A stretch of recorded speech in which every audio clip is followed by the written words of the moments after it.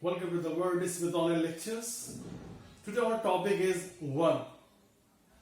So first of all, you should understand what is a verb. Actually, verb is a word that shows an action instead of being or position. Verb ये वो words हैं जो कोई action या कोई किसी का existence या फिर ये किसी का पोजीशन शो करते हैं. Let's find out it with examples. He goes to market.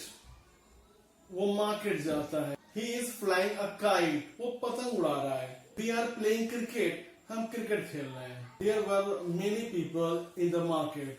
Market में बहुत से लोग थे. He was a doctor. वो एक डॉक्टर था. We are in the room. हम कमरे में हैं. A farmer had 4 sons. एक किसान के 4 बेटे थे.